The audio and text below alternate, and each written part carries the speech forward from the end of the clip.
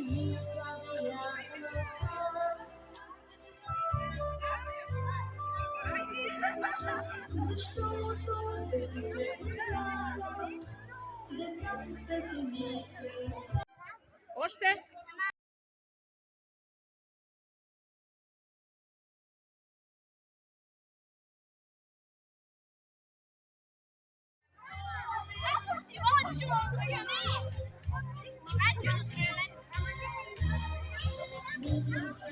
Това, в което е написал първата дума, където е срещнал своя първи незабравим учител и е намерил първите приятели, останали за цял живот. За всеки от нас историята на първо е съпоставима с нашата собствена лична история, в която намират място не толкова дати, годишнини и факти, а спомени от онези, които ни свързват с откритията на детството, правят ни горди, че принадлежим на такова училище и ни карат днес да се стремим да бъдем винаги първи. Да бъдеш пръв е гордост.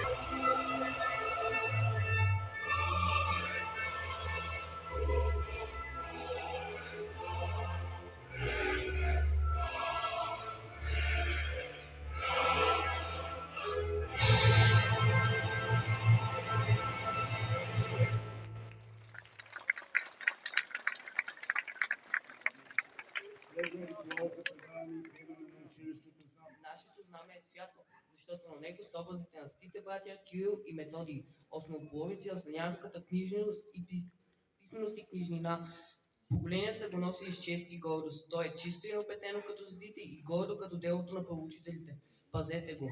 Госпожо директор, предавам знамето чисто и неопетнено.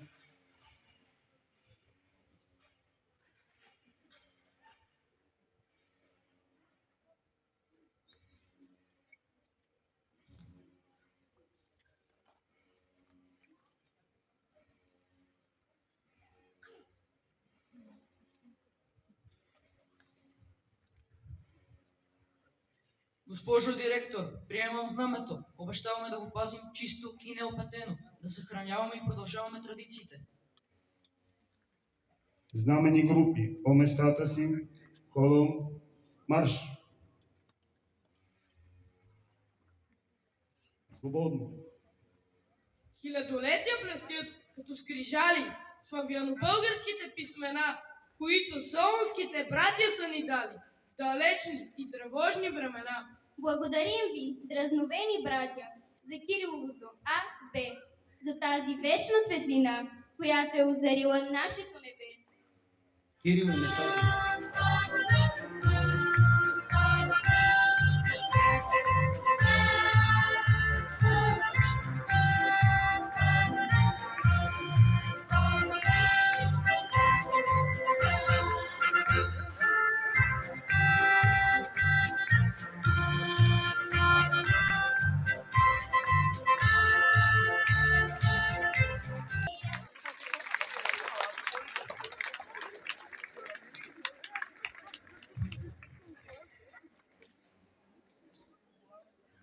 Уважаеми гости, уважаеми колеги и родители, скъпи ученици и приятели!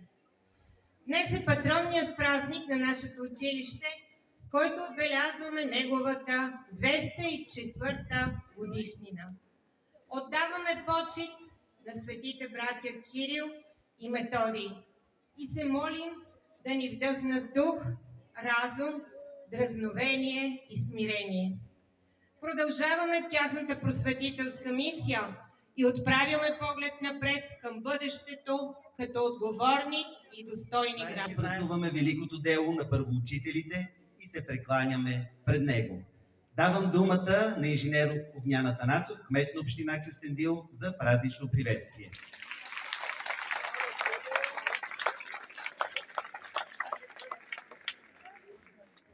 Уважаема госпожо Панчева, уважаема госпожо Ризова, бивши, настоящи и бъдещи учители и ученици. За мен е удоволствие да бъда гост на вашия прекрасен празник. 204 години, 2 века са много време. Това са 2 века светлина, която вие давате и озарявате нашата прекрасна община. За 200 години, 204 за да сме точни за протокола, направете сметка колко деца са учили, изучили, излезли и прославили нашата община. За колко хора говорим? Има държави в света, които имат 4 пъти по-малка история като години от вашето училище. Възрожденско училище, правилно го казахте. Училище любимо наше, скушено в красива планина, мъдрост и любов си дало на нас и нашите деца. Носиш и не свят носиш и сме горди с това. С български потомци славни, Ставам аз, човек грамотен, дълго чаках този светъл ден. Празник е за мен, за най-малките в нашето училище. Този ден е свързан с много вълнение. Учениците от първи клас ще споделят с нас радостта си с песента "Вече мога да чета".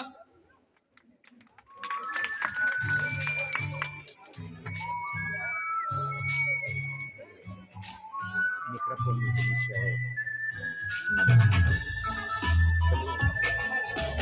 всичките знани ясни, те са 30 на брой.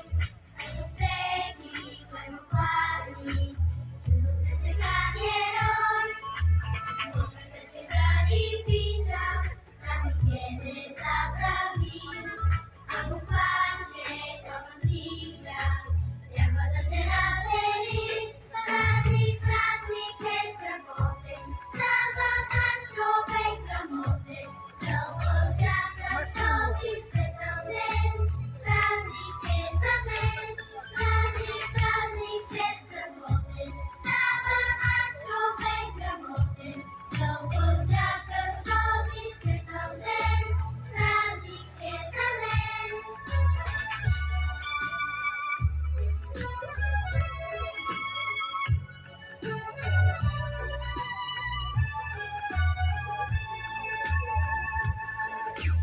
Всичките сами ясни, те са 30 на брой.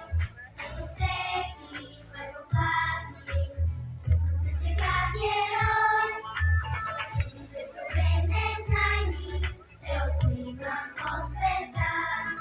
Ще отказвам разни тайни, вече мога да чета. Празник е страхотен, става наш човек грамотен. Дълго чаках този светъл ден, празник е за мен. Празник е страхотен, става наш човек грамотен.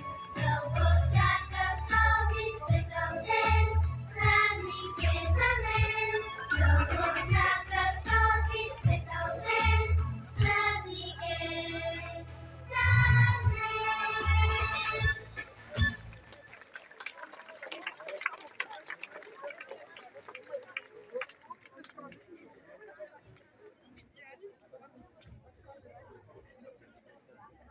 Първи изпълни стихотворение, посветено на Кирил и Методий. Днес е празник най-велик, ден на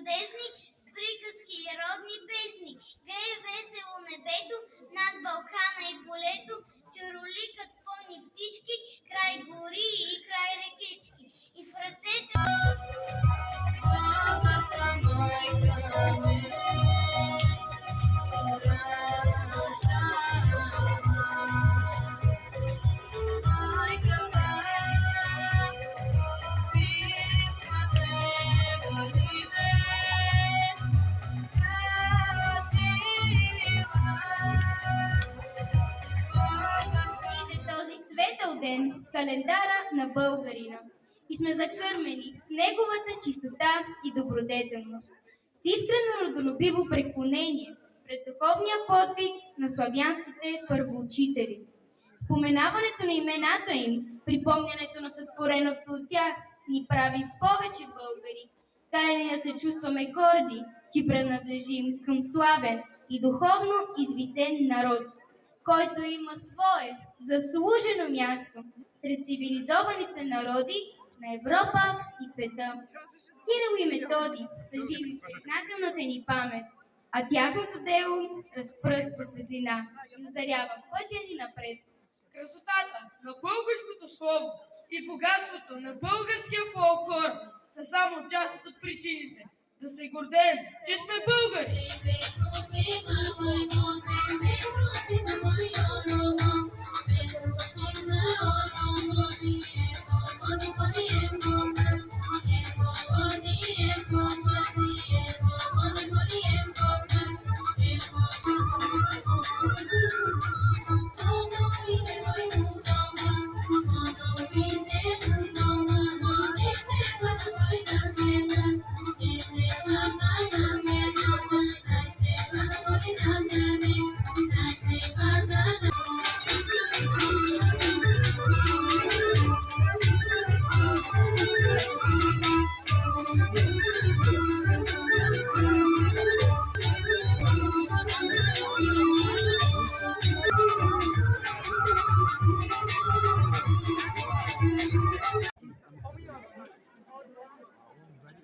В словото си вече казах, че по традиция на днешния ден се раздават награди на изявените ученици през изминалата учебна година и на заслужилите учители. Скъпи ученици, класни ръководители, моля, направете кръче.